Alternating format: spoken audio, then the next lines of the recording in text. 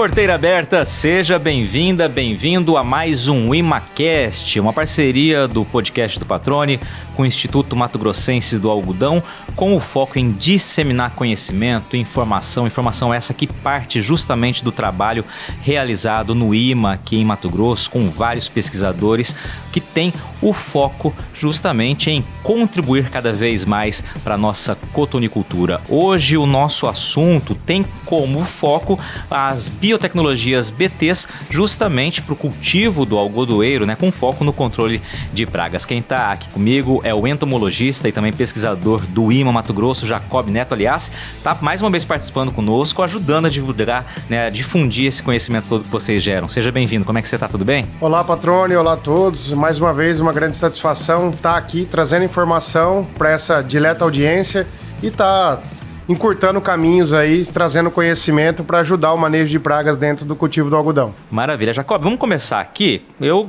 tenho aquela opinião de que informação demais nunca é excesso, né? Então, por que a gente fala BTs, né? Vamos traduzir essa sigla para quem está nos acompanhando e que, claro, evidentemente não seja aí do campo. Certo. Bom, o termo BT, na verdade, é uma abreviação, né? Porque o que são esses cultivos BTs? São cultivos que têm um gene da bactéria Bacillus thuringiensis, então o BT vem de Bacillus thuringiensis. E esse gene é inserido de algumas formas, né, usando biotecnologias dentro dessas plantas, na qual faz com que essas plantas expressem uma proteína específica de ação inseticida utilizado para o controle de pragas, principalmente para os lepidópteros, as popularmente conhecidas como lagartas, né?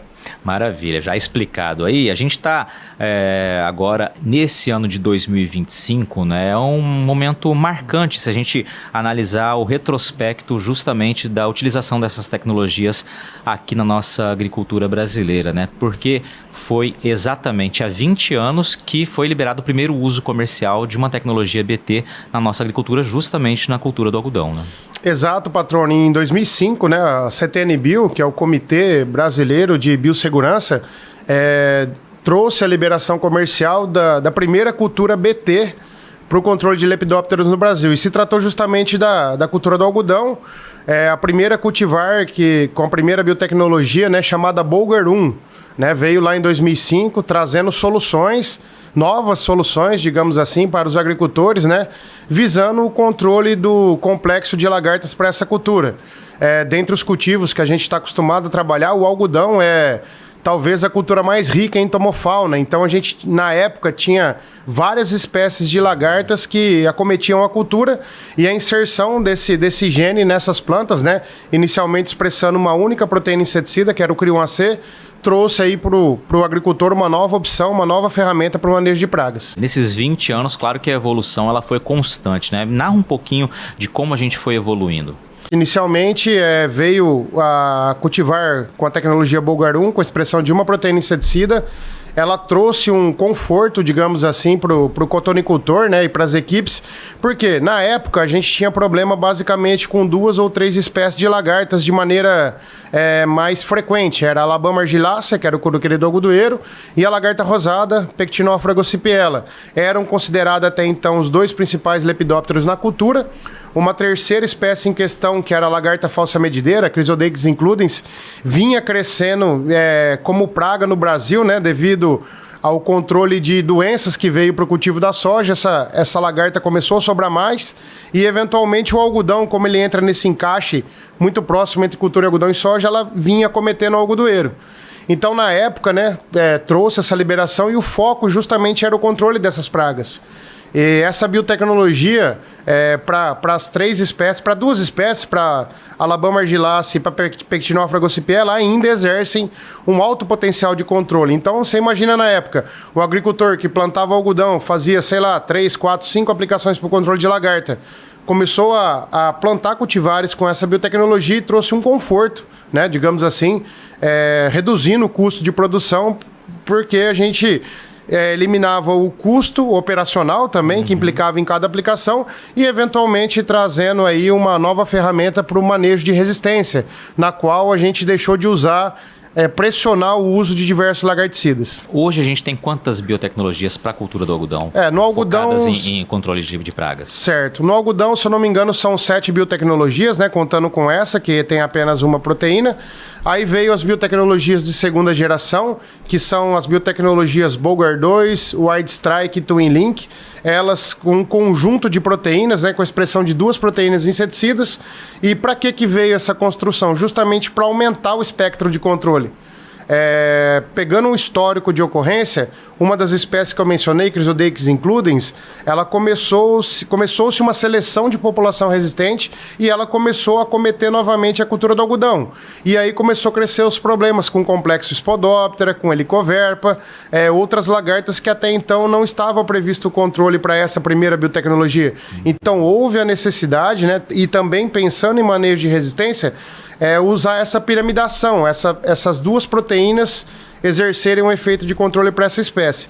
Então houve esse melhoramento, trouxe essas novas biotecnologias e aí a gente trouxe um maior espectro de controle para lagartas de complexo Spodoptera, Helicoverpa, na época era ainda Helicoverpa zea e Chloridia virensis, que era a lagarta das maçãs do algodoeiro, até... Controlou bem inicialmente, a gente teve algumas safras aí, praticamente sem lepidópteros ocasionar problema dentro da cultura, até que Spodoptera frugiperda começou a quebrar essas biotecnologias de segunda geração e também houve a entrada lá em 2011, 12 de Helicoverpa armígera, né? Então, a partir desse ano, começou-se a pensar na terceira geração de biotecnologias. Nós temos o Wide Strike 3, Bollgard 3 e Twin Link Plus, que é justamente o conjunto de proteínas inseticidas da segunda geração acrescido à proteína VIP3A, aumentando o espectro de controle dessas cultivares, principalmente focado no complexo Spodoptera. Agora a gente fala muito, Jacob, do manejo integrado de pragas, né? E quando a gente tem tecnologias que vão auxiliar no manejo de campo, eu queria entender quais as contribuições das biotecnologias BTs justamente no MIP. Certo. Bom, quando a gente fala MIP, o MIP é um conjunto de táticas, né, que englobam uma estratégia na qual a gente tenta sempre favorecer os inimigos naturais e eventualmente desfavorecer as pragas, né, tendo impactos ecológicos, econômicos, enfim, ele leva em consideração todos esses fatores. O que a biotecnologia nos trouxe? A gente inicialmente começou a usar menos inseticidas, porque as próprias proteínas inseticidas da planta traziam o controle para a lagarta, e eventualmente a gente deixou um ambiente mais propício para o crescimento da entomofauna benéfica, os inimigos naturais. Então, inicialmente a gente teve esse equilíbrio, né? A gente, lógico, a população da praga estava controlada por aquelas proteínas inseticidas e grande parte também estava controlada pelas espécies de inimigos naturais que, devido a esse menor número de aplicações de inseticida, começaram a sobressair no ambiente, né? Então, pensando nesse ponto, a gente teve preservação de inimigos naturais, a gente teve redução do custo operacional, porque cada aplicação, além do valor do produto, tem um valor operacional que é utilizado ali para ser empregada essa aplicação no campo. E, eventualmente, também, a gente, tirando essa molécula de circulação, a gente consegue preservar ela, porque quando a gente expõe uma molécula seguidas vezes, a gente abre uma brecha para uma pressão de seleção. Então, o uso dessas biotecnologias trouxe esse novo patamar para o manejo de pragas. E hoje, se a gente pegar no Brasil, para o controle de lepidópteros, plantas transgênicas ainda são as ferramentas mais utilizadas para o controle desse grupo de pragas. Perfeito. Você falou sobre pressão, eu utilizou a palavra pressão, e aí a gente entende também que há uma necessidade muito grande, a pesquisa sempre reforça essa informação, de ações que precisam ser feitas justamente para que a gente mantenha por mais tempo a eficiência, a eficácia de uma biotecnologia, né? Justamente por conta da pressão que a gente sabe que é muito grande. O que deve ser feito, né, de maneira mais coerente, mais correta, para justamente a gente preservar por mais tempo uma biotecnologia, Jacob? Certo, quando surgiu já, né, o uso da primeira biotecnologia no algodão, há 20 anos atrás, como você comentou, junto com essa biotecnologia veio um pacote, né, digamos assim, de informações, uma cartilha que deveríamos seguir para eventualmente evitar esse termo que você comentou, pressão de seleção. O que é a pressão de seleção? Quando a gente auto-expõe uma ferramenta a um grupo de pragas, naturalmente, algum gene daquela população de pragas a gente vai selecionar indivíduos que essa biotecnologia não funciona. Então, com a frequência de acasalamento desses indivíduos resistentes, a gente começa a ter gerações resistentes, né? E foi isso que aconteceu justamente com as biotecnologias que nós temos. Então, quais são os fatores para evitar isso? O primeiro fator é que, mesmo utilizando a planta transgênica, a gente deve continuar se fazendo a amostragem. Por quê? Digamos assim, igual quando você vai no médico, você vai fazer uma consulta. O médico identificou o sintoma, ele vai entrar com medicamento para você curar a doença. Então, a amostragem na cultura, ela funciona da mesma forma. Eu estou usando uma ferramenta para o controle de lagartas. Só que se você está fazendo amostragens frequentes e o pragueiro ou a pessoa que está amostrando notou, apesar de eu estar usando a biotecnologia, eu encontrei população da praga, eu recomendo a utilização do inseticida registrado para reduzir aquela população e eu reduzir a frequência dessa população resistente. No passado, foi um conforto que a biotecnologia nos trouxe. Muita gente achava que só do fato de eu plantar o transgênico eu não precisaria fazer a amostragem. Então, assim, os primeiros sintomas foram aparecendo, eles não foram remediados e, eventualmente, a gente causou um problema. Atrelado a isso, além do inseticida, digamos assim, outros pontos de orientação vieram, como, por exemplo, a utilização de áreas de refúgio. O que seria essas áreas de refúgio?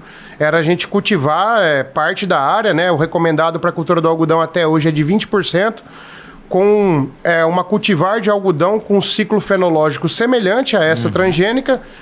Para quê? Para que lagartas que se desenvolvam de maneira natural nessa cultivar não transgênica, ou seja, lá eu não tenho a proteína controlando, elas procriem na área e entram em cruzamento justamente com essas lagartas resistentes que são oriundas da minha área transgênica. E nesse cruzamento, parte desses indivíduos, que vão ser a prole, digamos assim, vai ser suscetível à biotecnologia.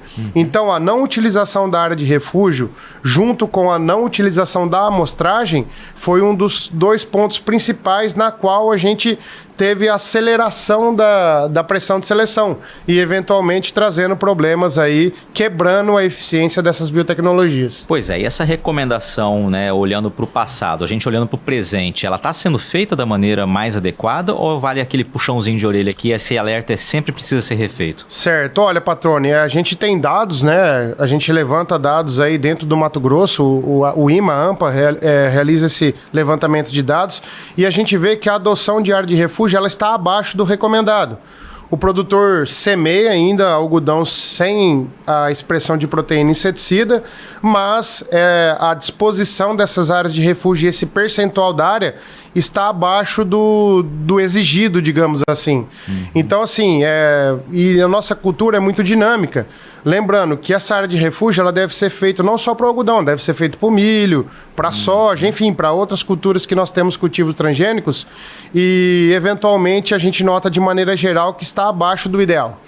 20% é o que é preconizado, então. Isso, na cultura do algodão 20%, na soja também 20% e no milho 10%. E aí também tem a configuração do plantio, né? Ou seja, onde vai ser utilizada aquela planta, né, que não é transgênica, não tem a proteína expressa? Exato, existem várias recomendações, né? Até tem um site para o pessoal que está assistindo, chama Plante Refúgio.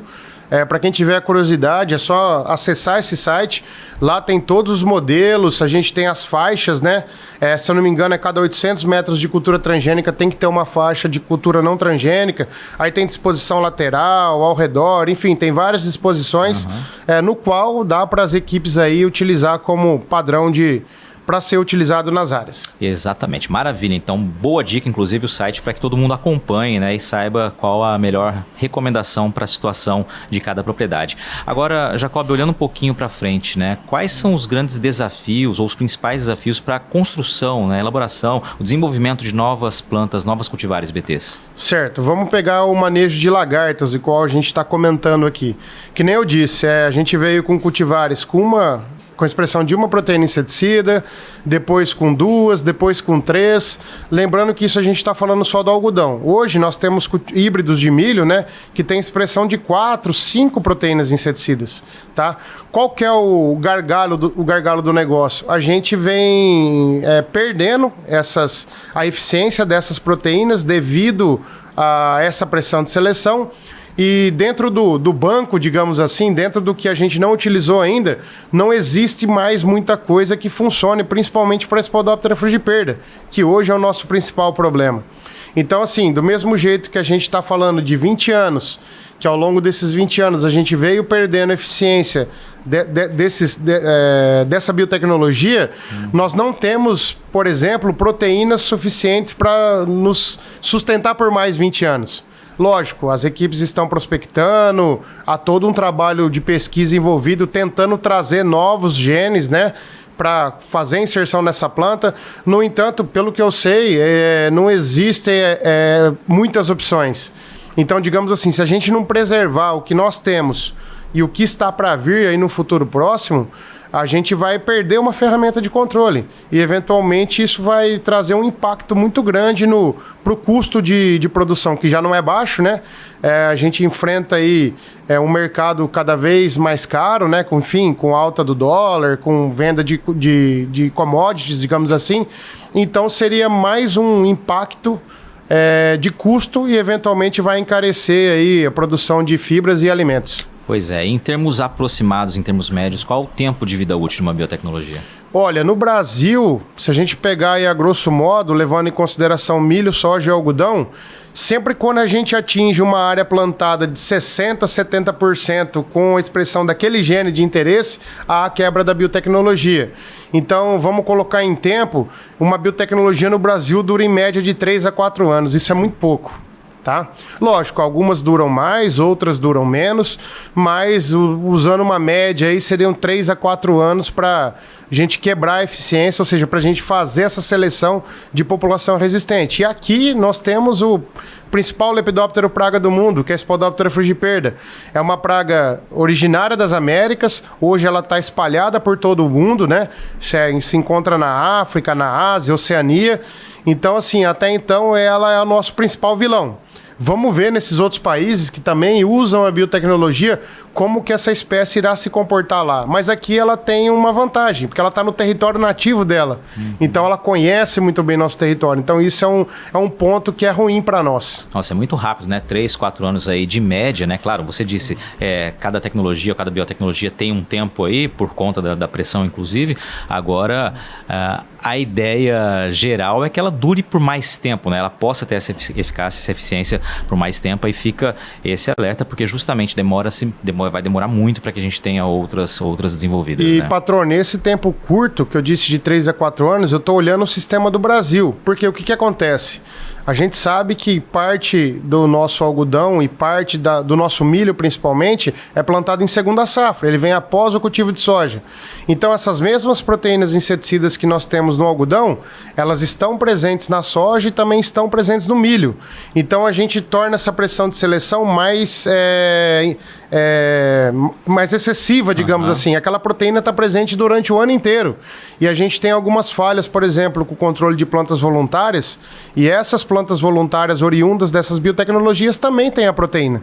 Então, queira ou não queira, ela praticamente está exposta em 100% do tempo. Isso é ruim. É complicado, bastante. Você falou em outros países, né? Qual que é o cenário hoje em outros países? Certo, como eu disse, outros países não têm o dinamismo de agricultura que nós temos, né? Mas há sim casos de resistência em outros países. Por exemplo, na Índia. Na Índia, eles usam ainda o algodão da primeira geração, o Bulgarum, né? E lá, o problema principal deles é Pectinófora gossypiella, que é a lagarta rosada. Como eu disse, para nós, é uma lagarta que está 100% controlada por todas as biotecnologias, inclusive por essa. Lá, a pressão de seleção selecionou uma população resistente à Pectinófora. Então, na Índia, devido a esse conjunto de fatores, a essa pressão de seleção, já há problemas para o controle de Pectinófora. Nos Estados Unidos, já tem relatos de Helicoverpa zea acometendo o cultivo de milho transgênico. Spodoptera também está lá em algumas ocasiões. Enfim, a Austrália planta muito algodão, mas lá, até onde eu sei, até as últimas publicações, a gente vê que ainda as biotecnologias funcionam muito bem para o controle das espécies em questão. Por quê? Porque lá eles adotam a área de refúgio e fazem as medidas do jeito que a cartilha manda, né? Então a gente vê que quando se adota isso, a gente nota que realmente a gente retarda essa seleção de população resistente. Até no passado a gente recebeu alguns pesquisadores da Austrália dentro do Instituto e a gente estava conversando sobre isso. Falou assim, lá o pessoal da Austrália usa os 20% do jeito que pede. Né? Falou, lá o recomendado é 20%, mas a gente usa até mais. Em alguns casos chega a 50% da área não transgênica. Lembrando que além da consciência do agricultor, né, que é a cultural deles, eles têm essa consciência maior, existe também uma recomendação lá, que nada mais é que uma obrigação.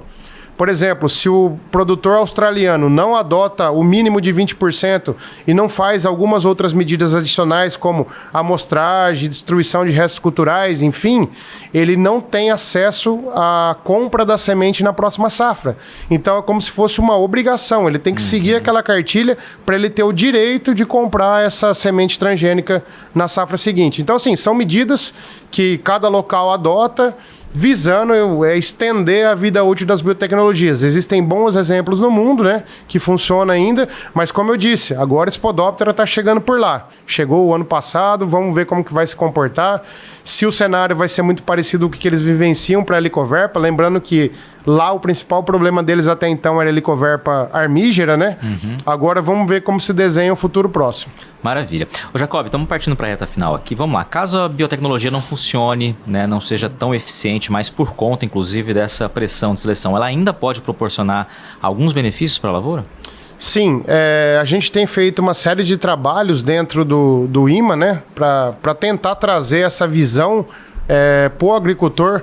Por exemplo, eu estou plantando uma cultivar Bollgard 2 ou Twin Link de segunda geração, digamos assim, ou até uma de terceira geração. Eu sei que ela não vai me controlar em 100% as populações, principalmente de Spodoptera e Helicoverpa. Mas qual que é o benefício que essa biotecnologia pode me trazer? Além dela controlar todo o outro complexo de lagartas, né, que a gente já mencionou aqui, o que acontece? Apesar dessa biotecnologia não matar essa lagarta, a gente tem trabalhos demonstrando que ela atrasa o desenvolvimento dessa lagarta. Então, se eu sei que ela me traz um atraso de desenvolvimento, aquela lagarta ela fica de um tamanho pequeno por mais tempo. E praticamente grande parte das ferramentas de controle que a gente usa, a eficiência maior está sempre voltada a lagartas pequenas. Então, se eu pensar, beleza, essa lagarta não está morrendo, mas ela está demorando mais a se desenvolver. Então, quer dizer que eu tenho uma janela maior para trabalhar com inseticidas para essa lagarta. Lembrando também que no mercado a gente tem inseticidas, principalmente biológicos, que funcionam somente para lagartas pequenas. Então, eu posso ter esse efeito secundário, digamos assim, como vantagem. De estar plantando essa biotecnologia e sabendo com que esse atraso de desenvolvimento pode ser bom para mim, justamente por ter uma janela maior de aplicação desses inseticidas. Lembrando que, conforme vai evoluindo a pressão de seleção, esse retardo no crescimento ele vai ficando menor. Então, daqui a pouco ela está se desenvolvendo normal e a gente perde essa ferramenta. Por isso que, mesmo não tendo 100% de eficiência de controle, eu devo fazer área de refúgio para manter essas populações aí híbridas, digamos assim, e eventualmente serem suscetíveis ou medianamente suscetíveis, não sei se eu posso usar esse termo, para o controle dessa praga. Maravilha. Para o futuro, a gente pode esperar a quarta geração aqui para o Brasil de BTs? Olha, já tem empresas que sinalizam já, né, uma quarta geração, se eu não me engano vai demorar de 2 a 3 anos para chegar no Brasil, visando o controle de lepidópteros. No entanto, já nos Estados Unidos a gente tem uma cultivar de algodão que ela expressa um conjunto de proteína inseticida visando o controle de outras pragas. No caso lá, a principal praga deles do algodão é um percevejo, né, do gênero Ligus. E também ocorre trips e outras pragas que também temos no Brasil, né? E lá existe uma biotecnologia no algodão que serve para o controle desse percevejo e também traz um controle para trips. Então, assim, além dessa quarta geração que vai vir no Brasil aí visando o controle principalmente de Spodoptera, tudo indica que vai vir esse conjunto de proteínas inseticidas que vai nos dar um auxílio para o controle do trips. tá? Então, assim, dentro da cultura do algodão, a gente tem essa perspectiva de, nos próximos anos, estar recebendo sementes dessas biotecnologias, né? Lógico, depende da liberação dos órgãos competentes, mas é uma ferramenta adicional para o produtor de algodão. Olhando culturas como o milho, vale salientar também que no milho já existe um conjunto de proteínas inseticidas para o controle de um coleóptero, que é a larva alfinete, né, diabrótica especiosa, que eventualmente existem aí híbridos de milho que entregam o controle dessa larva, que expressa uma proteína que controla essa larva. Lógico, o nosso sonho para dentro da cultura do algodão é chegar a uma cultivar que seja transgênica ao bicudo, né? O próprio IMA e outras empresas têm diversos projetos em parceria com outras instituições, inclusive a Embrapa, né? Trabalhando, né? Prospectando genes que serão inseridos nessas plantas e, eventualmente, a gente espera que num futuro próximo a gente tenha alguma planta que seja transgênica e resistente ao bicudo do algodoeiro. Essa realmente é muito aguardada. Vamos, né, realmente torcer para que logo a gente tenha essa resposta e essa biotecnologia também sendo utilizada pelos nossos agricultores. Para a gente encerrar, então, recado geral: nenhuma biotecnologia é 100% eficiente, é preciso adotar, claro, uma outra série de medidas justamente para preservar a eficiência dessa biotecnologia e também proporcionar que o resultado dela seja aquele esperado no campo. Exato. Então, assim, que sirva de ressalva para quem está nos ouvindo, né? Que levem isso como um lema. A biotecnologia não é a solução, ela é uma ferramenta adicional.